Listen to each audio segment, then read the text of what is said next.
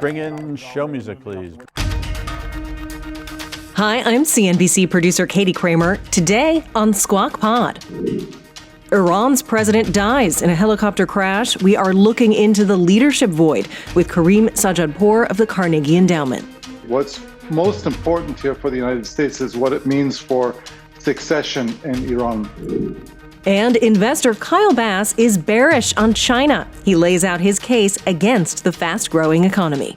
They have a third of their market down 30% in 4 years, and they don't admit it. The Chinese banking system's insolvent. Plus, Blue Origin shoots for space. Major banks lobby to change capital requirements. It's a big deal for bankers to speak so openly and publicly against their regulators. What are AI PCs and BlackBerry? Just a meme, no longer a way of life. You were the last There were like person. two people in the building. Two people in the world. It's Monday, May 20th. Squawk Pod begins right now. Stand Becky by in 3, 2, 1. Cue it, please. Good Monday morning and welcome to Squawk Box right here on CNBC. We are live from the NASDAQ market site in Times Square. I'm Becky Quick along with Joe Kernen. Andrew is on assignment this morning. The Wall Street Journal is reporting that bank regulators appear to be nearing an agreement that would sharply reduce that increase, the original increase in capital that had been proposed after strong opposition from some of the biggest banks. The Journal said that the 20% mandated increase in capital, which was originally proposed, would be cut roughly in half. And those capital reserves are meant to ensure the banks have sufficient buffers to absorb potential losses. And bank CEOs have criticized the proposed requirements. And big stories in the Wall Street Journal this morning. Jamie Dimon, more or less with others successfully lobbying against such a thing, which would have driven up, in his view, costs and would have crimped lending. Their real concern was that it would mean it would be harder for U.S. banks to compete versus international banks. They kind of pushed that it would be a big issue of this. But you heard Jamie Dimon speak out against it very vociferously. You heard Brian Moynihan speak out against it. And it's a big deal for bankers to speak so openly and publicly against their regulators. It's not usually a move you want to make because you irritate your regulators, but this was one that they thought it rose to the level they should speak out against. And they're talking their book, and there's others that say, look, we've got all these arcane, crazy regulations to try to prevent too big to fail, when all you really need is more capital to ensure that it never happens again. The other issue, though, is that it's the regulated industry, the banks, versus the unregulated lenders that escape a lot of those rules, too. So if you look at some of the mortgage lenders, right, like a Rocket or somebody else, the bankers will say, you don't hold them to any of the same standards. Well, let's hope next time that they got enough. Yeah. 1, 0. Ignition.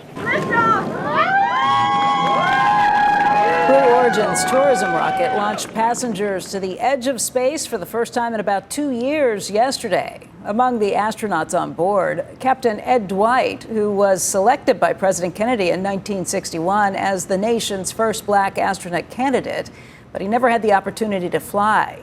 He finally reached the edge of space at the age of 90. That makes him the oldest passenger to ever do that. He was a couple of months older than Shatner. Yeah. Just a couple months older. So two 90-year-olds who have made it there. Among the other passengers on board was venture capitalist Mason Angel, a French brewery founder, a software engineer, retired accountant, and an aviator. Blue Origin's space tourism program had been on hiatus after the failure of an uncrewed test flight. Here's a look at the meme stocks and the pre-market trade that we're seeing. GameStop now at 22 after a big run up. AMC had a big run up. They've all come down significantly. Once BlackBerry, people found out that you don't have both anymore, right? You were the last There were like person. Two people in the building who still had Two people in the world that still in the had building, because that's why I had to give it up. They wouldn't support it anymore. Our tech group. Can you at this point type as fast on an iPhone as you did on a BlackBerry? it's gotten worse because my eyesight's gotten worse. So now I type really badly. I can type fast. But do you remember how you could use the seriously? Oh yeah, it was that's like why I loved it, because I had like monkey fingers. Someone in an office that's there for the. You could almost take dictation. I on could. Your BlackBerry. I would take notes very quickly on things, and it's crazy. Microsoft set to unveil its vision for AI PCs at its Build Developer Conference this week, and Kristina Partsinevelos joins us with the expectations for the AI PC market and whether it will actually move the needle for corporate purchases. There's a lot of confusion around AI PC. I'm going to get into the definition, but this opportunity for tech titans is expected to be big over the next 2 years thanks to two main drivers.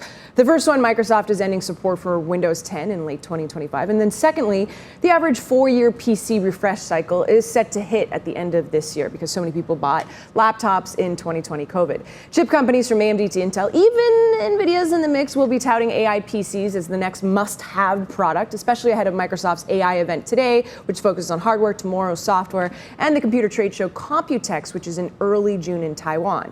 The definitions vary, though, but think of an AI PC as any locally laptop that can run AI workloads just on the actual device, using a GPU, graphics processing unit, a CPU, central processing unit, or this latest chip, the neural processing unit, NPU, which is specifically for AI tasks. The cloud isn't necessarily needed for these devices, so a lot of the companies say it's better for security and power. The product offerings are growing across the board. Intel aims to sell 100 million AI PCs by 2025. Qualcomm gonna make some news today with Microsoft, has its AI PC chip on sale in the second half of this year, similar for AMD. And then you've got Apple. They expect more details from Apple in their June developers conference, but they have their chip coming into the laptop, the AI PC, later this year. But companies are really just trying to convince investors this is gonna be a major revenue driver. Wall Street analysts, though, just a little skeptical. First, there is no killer app, aside from maybe Microsoft Copilot, that would drive people to upgrade. Secondly, price tag. Lenovo, for example, I saw a range between $1,200 to $3,000 that could delay adoption because it's really expensive. And then lastly, Wells Fargo says they're still confused on what actually gets processed on the actual AI PC versus in the cloud. But companies are convinced this is the moment. And I say this because I've spoken to AMD, Intel, Qualcomm, ARM, all of this ahead of the big events coming. And they say this is the next wave of corporate computer buying. I'm the wrong person to be asking these questions, but how would I notice how much better my PC would be if it was an AI PC? 3 major points, and I'm stealing this from a Qualcomm CFO because I spoke to him about it. It would be performance, so any type of a database or anything that your AI computing program you're going to run, it's going to run a lot faster on your computer. So that's the performance. AI capabilities, that's one of them. And then the last one, which it seems to be the major driver right now, is battery life. They're all competing on battery life, saying that you can, work on your AI PC and not worry if you're going to be not connected to a power supply for quite some time. And then if you're wondering, what am I going to use it for? Obviously, they're saying, you can take my Copilot and maybe write some emails without having to connect to the cloud. But Intel told me, hey, if you're deaf and you want to use sign language and you can sign to your computer and then it can write for you. So that would be an example of the AI capabilities that are going to be coming in the near term. If they want corporations to cough up, they should hit the security factors. Like, okay, it's more secure than going over the cloud. But there is a little bit of pushback on that. Yes, it's more secure because it's on your laptop, but then your laptop is still storing all of that information. What happens the moment you connect to the cloud too? Because already we're seeing it with Bing. I don't know how often you use Bing search, but if you use it, you can see that it'll my Bing will show me already like what emails I've written on a certain topic. It'll pop that up first before all of the web searches. So the concern is that, is it really that secure? They're going to argue yes. I still don't. I mean, you can download the AI program on your computer. You can get just ChatGPT, right? Correct. You can use that right now. Why do you need a PC that's AI as well when you can just download? This is like the internet, though. That's what they're arguing. Why did you need the internet back then? Why did we need? No, I don't understand, because I thought you could just download. Can't you just download the AI program? Why is the PC? Download ChatGPT. Why does the PC that has AI? Download the interface and then it's going back and forth and talking. Like I said, I'm the wrong person to be asking these questions. But thank you. Time, so I would give you a more. Okay. I don't I'm not getting one. So you may not even Someday. realize in a few years from now. someday. When it's on my phone, that's when, yeah. Thanks, Kristina. And Xander Schauffele finished the PGA Championship yesterday with a series of clutch shots, a lot of great putts, and then that where I had a. We did too. Oh my God! It almost went back out. Earning his first win in a major, he edged out Bryson DeChambeau, who was unbelievable. Some of the shots they all made these crazy. Justin Thomas, these crazy shots. I was at Valhalla Golf Club with a birdie on the 18th. And he had to make a par on 17. And Bryson DeChambeau had an unbelievable birdie to get to 20 under. And the lingering memory of this tournament will likely be Scottie Scheffler's arrest on Friday. He's scheduled to be arraigned tomorrow, but there's some word that maybe they dropped the charges. A poor round. He shot 73 on Saturday, his first round over par in a long time. That kept him out of contention. But he had a great round on Sunday. I think he shot 65 or something. But Xander shot 65. Well on Friday. Yeah, he did. The day that this all happened. Yeah, he finished tied for 8th at 13 under. And I told you that I spent only 2 days this year. That's right. It's only a 2-day tournament with Xander Schauffele, and nicest guy. And just watching him, from close up his irons, it's like I can't figure out how he does it, but. There's never any question that he's going to hit it solidly and he's going to hit it straight, and he just hits down on the ball so well. But I was horrible. I was sick out there, so I was even. And we did the show at 3 in the morning, and I'm surprised that I didn't throw him off. Seriously, I was going to say that he's still watching my tempo and everything else. I think he must have been turning away. But nicest guy. Never, those guys don't. Thank God they don't judge you ever out loud. Yeah. I don't judge you out loud, but spending time with him, I absolutely loved him, and I was so happy that to see him win. Although Bryson, has this, he's had some, not attitude problem, but people in the past haven't liked him, and he was just a class act from A to Z yesterday. Did you see him throw his golf ball to the kid? No, I didn't see that. We were at a basketball. Did you hear about it? Threw it to the kid. An adult reached in front of the kid and grabbed it and started running away. And Bryson DeChambeau started chasing the guy. And other people stopped the guy and got the ball and gave it back to the kid. I hate when people do that at baseball games, too. That's really terrible. Amazing. But he was he hits it 196 mile per hour ball speed and hits it 300. When he tries hard, he hits it 380 yards. It's a different game. I thought it was going to bounce out that last one, too. Schauffele. Yeah. Oh my God.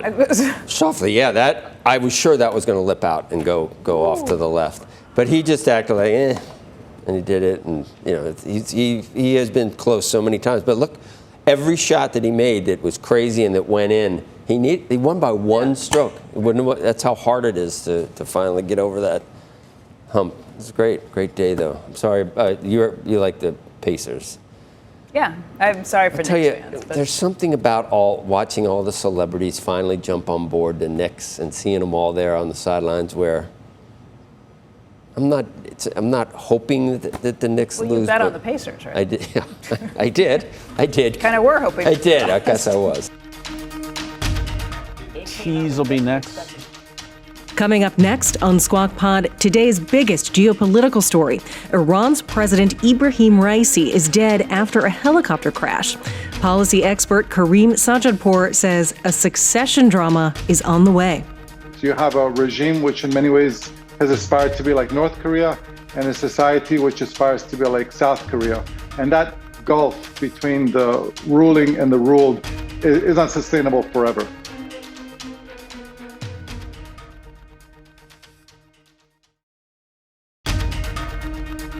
Welcome back to Squawk Pod from CNBC. Here's Becky Quick. Iranian President Ebrahim Raisi has been killed in a helicopter crash alongside the country's foreign minister. Raisi was a hardline conservative politician who was elected in 2021 and was seen as a contender to succeed Supreme Leader Ayatollah Khamenei. Joining us right now to put all this in perspective is Karim Sadjadpour. He's a senior fellow with the Carnegie Endowment for International Peace Middle East Program. And Karim, what does this mean for the United States? What happens next? It's an important question, Becky. I think in the near term, it means very little for the United States, and that Ebrahim Raisi, as president of Iran, was not a powerful person. He didn't oversee Iran's external conduct, Iran's activities in the Middle East, Iran's nuclear program, nor is he that powerful internally. What's most important here for the United States is what it means for succession in Iran. Iran's supreme leader, as you mentioned, 85-year-old Ayatollah Ali Khamenei, he's arguably the longest serving dictator in the world. He's been ruling since 1989. And Raisi was really one of only two people in the conversation for succession to Khamenei, the other being Ayatollah Khamenei's son, Mojtaba. And so now there's only one serious person at the moment who's likely to be in the conversation for succession, and that's the important implication, I think, for the United States. Karim, that has already raised some questions and some conspiracy theories around this entire idea. The entire republic was founded on the idea that you're not going to have succession that comes by birthright. And is this a situation where things will be seen differently, that his son should succeed him?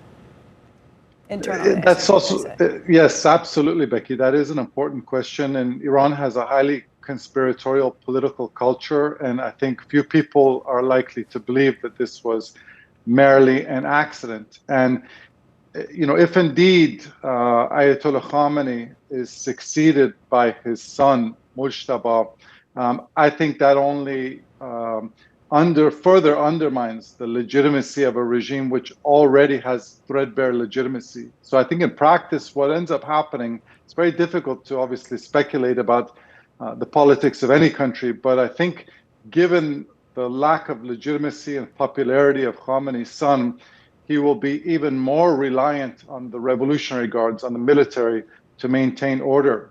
And I think what essentially Raisi's death does, in my view, is it hastens Iran's transition to either military rule, or it hastens the implosion of a regime which in many ways is like the Soviet Union. It's just ideologically bankrupt and increasingly economically bankrupt. A revolutionary guard, you mean the military kind of taking over from the Khomeini? Right now, Iran in many ways is already a military-led government, in that at the top of the pyramid, yes, you have the Ayatollah Khamenei, but below him, the Revolutionary Guards have become the most powerful political and economic institution in the country. And if Khamenei is replaced by either his son or another very weak cleric, we may see simply more overt military rule, whereby they simply, kick out that cleric and decide to rule things for themselves. The question is whether that is going to be a stable model. What I always tell you, Becky, is that Iran is unique in that you have a regime which in many ways has aspired to be like North Korea, and a society which aspires to be like South Korea. And that gulf between the ruling and the ruled is unsustainable forever. You wouldn't say that it's something that is on the verge of turning imminently, would you? I don't think Raisi's death is likely to cause near-term instability in Iran, in part because there was already a mass popular uprising in Iran in 2022 and 2023, which was beaten down. But I think what it does is it further undermines the legitimacy of the system when they're moving towards succession. Because Raisi, he had been groomed by the supreme leader for 2 decades. He had been introduced to the public as the president, and suddenly that person is out of the picture. And as you said from the outset, this was a regime which came to power overthrowing a hereditary monarch and the Shah of Iran. So if they simply have replaced one hereditary autocracy with another, that only further undermines the legitimacy of a regime which barely has any to begin with. Karim, thanks for joining us. Karim Sadjadpour. Thank you.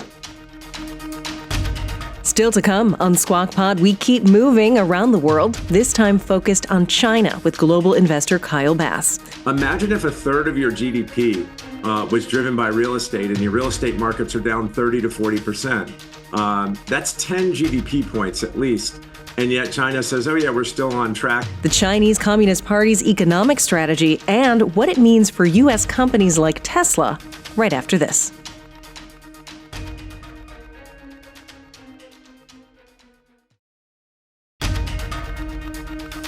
You're listening to Squawk Pod today with Joe Kernen and Becky Quick. Stand by, Joe. In 3, 2, 1, his mic, cue. Good morning and welcome back to Squawk Box live from the NASDAQ market site. You need an umbrella. I don't know how to act without an umbrella around here. Yesterday was okay too. Yesterday was beautiful. It was finally. Our next guest joins us to talk China, including President Biden's tariffs, Tesla data inside the country. Maybe we can touch on Iran as well. Let's bring in Kyle Bass, Hayman Capital Management founder and chief investment officer. That's front and center, I guess. Do you know anything we don't know, Kyle? Horrible weather, fog, everything else. I mean, what do you see playing out? Is this a flashpoint? Is there a potential situation that we need to be concerned with? We know in Iran, Joe. If you look at the photos of the crash site and what happened there, it looks just like it's similar to what happened to Kobe Bryant. I mean, it was a fog that was so thick you couldn't see 100 yards in front of you. So I don't believe, intelligence officials don't say there was foul play there. But now the only potential new leader of Iran behind Khomeini is Khomeini's son, who's about as brutal as he is. So, it's kind of a par for the course in Iran, Joe. Yeah. I was wondering whether this gentleman that was in the helicopter, I don't know a lot about it, but I just read he was very, very anti-Israel, anti-West, denying all kinds of historical occurrences for anyone in line to be in power in Iran. He wasn't overly, hateful towards the U.S. They all are, I guess. Yeah, I mean, Joe, this was the same guy who said that Israel should be wiped off the map. I mean, karma's a bitch sometimes. Yeah, exactly. All right, let's talk. I've seen some Biden video commenting on Trump's tariffs. I mean, nothing's off. When it comes to politicking or if you think you can get a couple of votes, nothing that you said in the past really matters for what you're likely to do at any time, does it? Well, I mean, if you noticed, the steel and aluminum tariffs weren't touched, although there was a lot of lobbying about, Trump's tariffs being too onerous on the Chinese and their markets. But, we put those tariffs in place to try to save our markets. The Chinese government can act uneconomically to try to put our industries out of business. It's still working on our aluminum industry. One could argue that we didn't put near enough tariffs on Chinese aluminum, but we put tariffs on steel and aluminum, and now we're putting tariffs on Chinese EVs because, as we know, they would flood our market with EVs. And as you see, Ford has lost as much money in their EVs as they've made in their whole combustion engine market this year. So I think these tariffs are absolutely necessary. And look, I think that China trying to take over the electric vehicle market here has a lot more to do with their desire to gather information from everyone in the U.S. Remember, Xi Jinping bans Teslas from being in cities that he travels to. If you remember all the way back to any of the conferences that they were having, he was attending.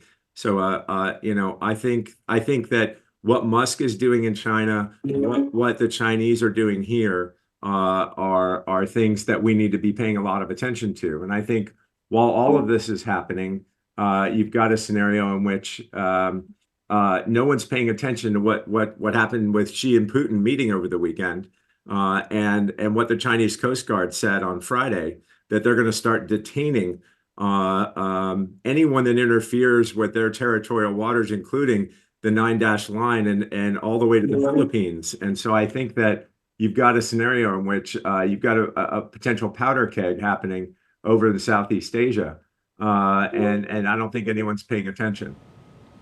Yeah, that's all kind of concerning. it seems like they've overbuilt everything there. They have a state, when the state runs things, it has nothing to do with just doing enough to just satisfy demand. It has to do with, trying to keep people employed and keep the GDP growing. It never does seem to totally come home to roost. I mean, you saw the real estate dumping more bad money theoretically bad money in real estate there. You've got the EVs being overbuilt. Does that eventually come home to roost or not? Yeah, I mean, they let the real estate market grow unchecked, Joe, and you've now seen 4 years of real estate declines. Every public Chinese developer is in bankruptcy, and the measures they announced this weekend to try to support their collapse in real estate are, they lowered the mortgage floor rate from, call it 3.5% to 3%. To your point, the state government said that they're going to lend $40 billion through, roughly 300 billion Chinese yuan into this market at 1.75% to buy up, quote, unfinished commodity housing and make it guaranteed housing for the citizens of China. Imagine if a third of your GDP was driven by real estate and your real estate markets are down 30 to 40%. That's 10 GDP points at least. And yet China says, oh yeah, we're still on track to print 5% plus 5% GDP. I mean, we all know that they lie, but the real thing that we need to pay attention to here is they have a third of their market down 30% in 4 years, and they don't admit it. The Chinese banking system's insolvent, and yet what you're starting to see is the Chinese government print money like the rest of the developed world did with their central bank, and that began on Friday as well. So all of these things are happening real time in the last, call it 7 days, Joe, and they're trying to turn things around. We haven't seen you, I don't think, since Elon Musk was over there. And what's in it for China? Why would they want to control the EV market? Why are they being, conciliatory towards Elon Musk and robo-taxis and the like in China? Yeah, I mean, look, Musk's got upwards of a third of his revenues from Tesla in China. The Gigafactory started turning out cars, just a few years ago, and it's a quarter to a third of his business. Why China is being conciliatory is, they still have some things to learn from Tesla and the United States and our ingenuity and our engineering prowess. And in the end, I think what you're going to see is China has acquired all of this technology, I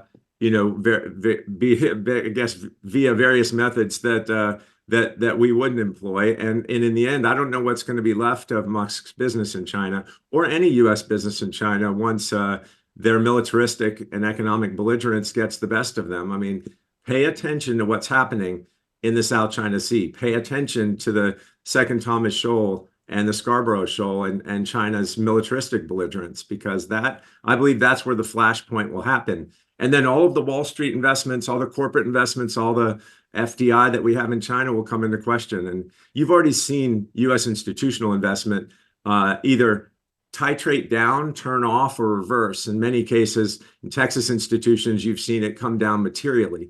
And I think you're going to see that across the board continue. So Wall Street still has this fascination with earning money or earning returns in China. And in the end, I think they're going to lose everything. Okay. All right, Kyle, it's been a while. Good to have you on this morning. Thanks. Pleasure to be here. That's Squawk Pod for today. Thanks for starting your week with us. Happy Monday, all. Squawk Box is hosted by Joe Kernen, Becky Quick, and Andrew Ross Sorkin.